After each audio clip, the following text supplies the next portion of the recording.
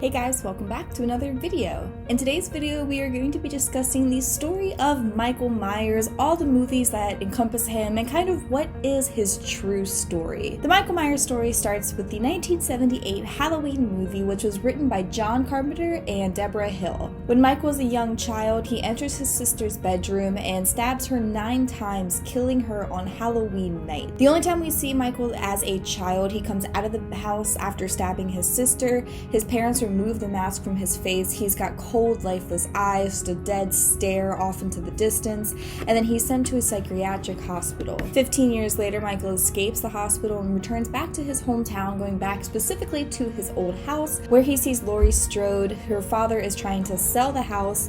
She slips a key under the mail slot while Michael's is inside. She doesn't know this yet, and that's when he chooses her to be his next victim. The rest of the original Halloween movie is Myers just trying to attack Laurie. He attacks her at the house that she's babysitting at. Meanwhile, while the doctor that was treating Michael in the hospital is also trying to find him. In that movie, Michael gets shot 6 times by Dr. Loomis, falls off of a balcony, but after Loomis shoots Michael and he falls over the balcony, they run to look at his body and he's not there. He just kind of got up and walked away. So that's how the first movie ends. Now, in total, there are 11 movies in the Halloween series. 10 if you don't count Halloween 3, which is Season of the Witch, which I covered in a previous video. I'll put that link in the description. So not including that one, which doesn't include Michael Myers, there are 10 different Halloween movies.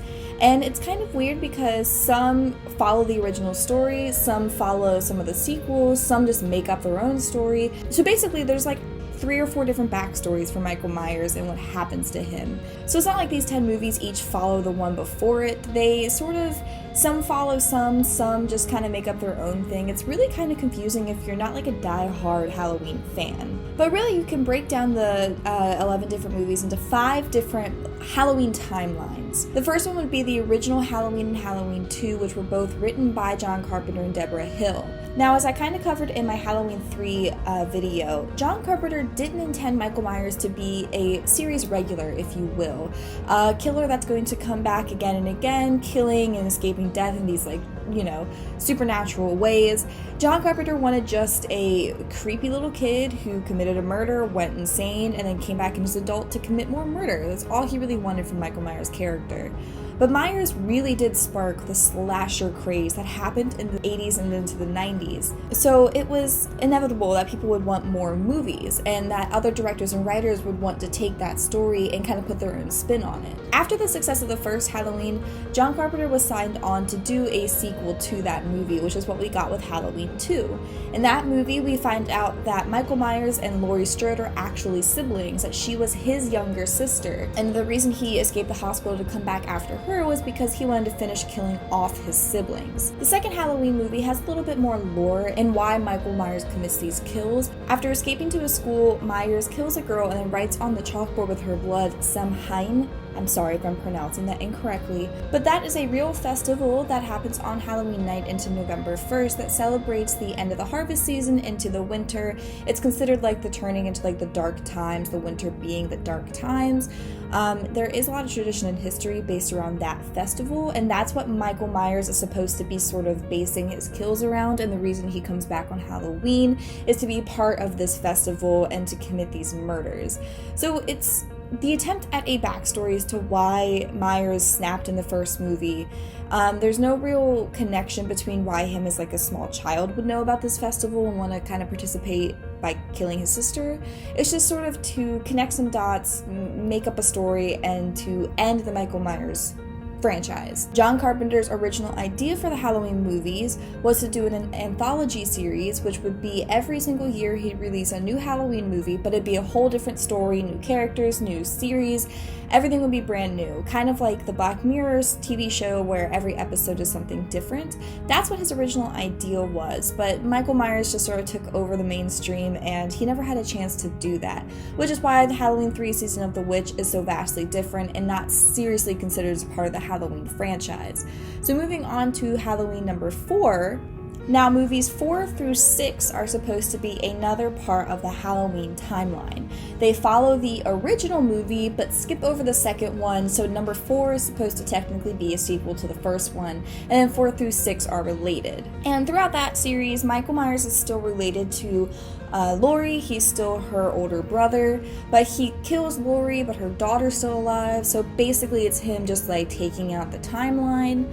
And with that series, we're still going off of the whole festival that happens on Halloween. And Michael Myers is basically being used as like a vessel for these evil spirits that are using him to commit these murders only on Halloween. So in that timeline, it's basically Michael Myers hunting down his family and killing them, and then also just being a part of this like festival tradition thing. But there's still like little reasoning as to why him as a child would have been a part of this. And like any other series, the more movies you have, the lesser quality they become. Some of these movies are really just hard to get through, where it's like the story's sort of there, but in the middle you're just like, oh, this is a little bit cringeworthy.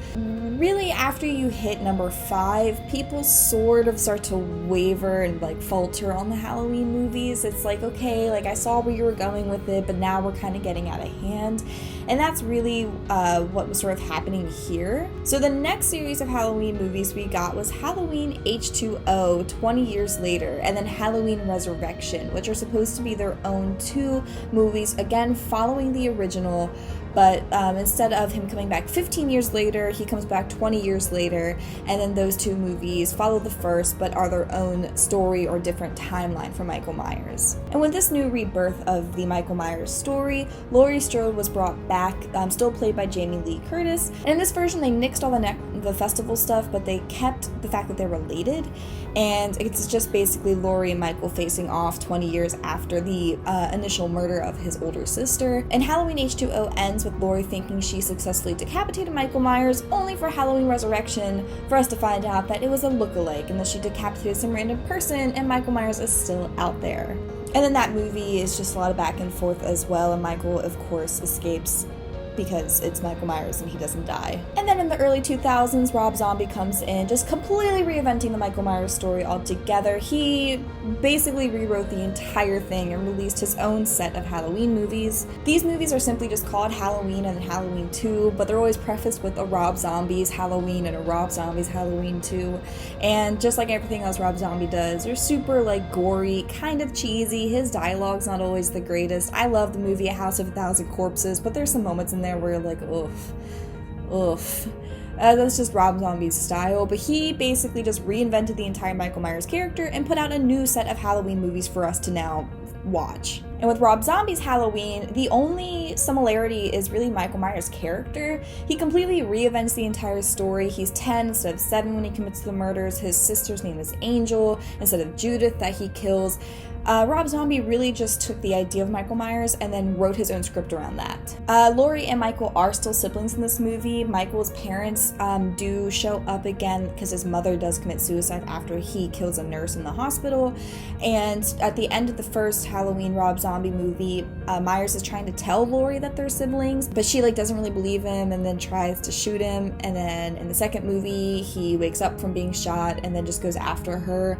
So it's sort of the same premise of Michael Myers kills his sister. Laurie's sort of like his younger sister, and he seeks revenge on Halloween. It doesn't have any of the festival stuff or like the supernatural element. It's really just Michael's story reinvented. And then fast forward to 2018, where we received what some people call the true sequel to the Michael Myers Halloween original 1978 film. Now, this movie did not include John Carpenter at all. He was not a part of the writing process. This is a whole different set of directors and writers creating the series, but it is meant to be the full direct sequel to the first one, completely negating everything that happened in the movies in between, which John Carpenter didn't necessarily hate. He has been reported as saying that he totally regrets making Michael and Laurie siblings. He thinks that was a bad choice. It was just trying to make the story more interesting, but he doesn't see that as scary. It's been deemed that if Michael Myers is really only hunting Laurie because they're siblings and he's trying to finish his business of killing his family,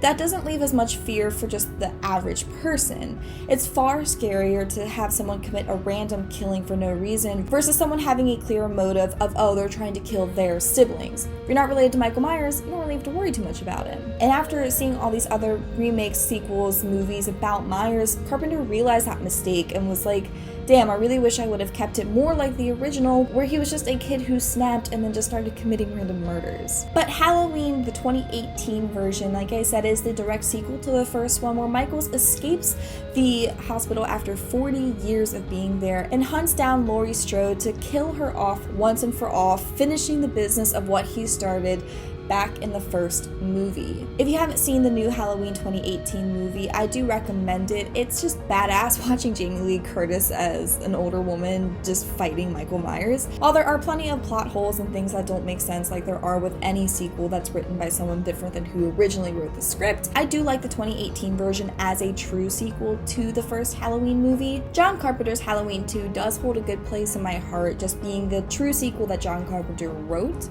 But I kind of like Halloween 2018 as an actual sequel to the continuation of the story, because I also agree that it makes it scarier for this to be just a random killing versus Myers just trying to hunt down his family. And it's reported that there are going to be 2 more Halloween movies following the 2018 one set to release in 2021. It was supposed to be released in 2020, but the world just sort of started falling apart, so we didn't really get that, but they're looking to hopefully release the next one in 2021, and then the one following that in either 2022 or 23. And those will simply be named Halloween Kills and then Halloween Ends, which will be kind of like the final chapter to the Halloween story, putting Michael Myers to rest maybe once and for all. And I can understand why Carpenter kind of regrets the decision that he made to have Laurie and Michael be related, because the whole inspiration behind Michael Myers was whenever Carpenter was in college, he visited a mental hospital as part of one of his classes,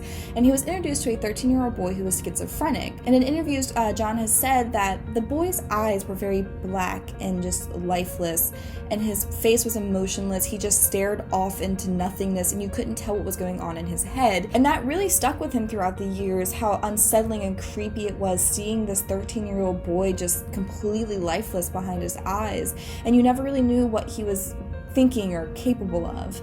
So whenever it came time to write the script for the Halloween movie, Carpenter pulled those elements for the beginning part and then wanted his character to be able to come back and finish what he had started. And that's a lot of why in the first movie we don't really get a true motive behind what made Michael snap. We don't see his face as he commits the kill of his older sister, because Carpenter didn't want us to be able to get an idea of what was going on in his head. He didn't want us to be able to tell if Michael was happy when killing these people, if he looked upset. He didn't want us to see his face. He wanted to have that illusion of we don't even know what's making this kid so crazy. And that is at least a theme that is seen throughout all of these Halloween movies. We never see Michael Myers' face. It's always hidden behind the iconic mask. And I guess you could say we never get a fully true motive behind Michael Myers snapping, what event made him just sort of switch one day into this killing machine.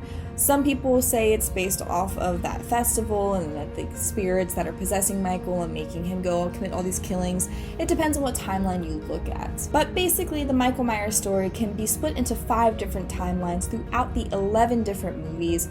Certain fans like certain timelines better than others. Some people don't even consider some movies Rob Zombie movies part of the Halloween franchise because it's not true Michael Myers. So there's a lot of debate. True Halloween Michael Myers fans will be able to tell you what they think is the true story behind Michael Myers. But it's fun and interesting that we've got 11 different movies that tell us 5 different timelines for the same guy and the same story, and we basically get to decide which one we want to go with. Usually bad guys tend to have pretty concrete backstories, but Michael Myers is one that we get a couple of different options for. For my hardcore Michael Myers fans out there, which timeline, which story is your favorite that is told? Personally, for me, I do love the first 2, but I think Halloween 1978 to Halloween 2018 makes the most sense, is the most plausible story. I'm excited to see what the 2021 and 22 or 23 movies are going to be like.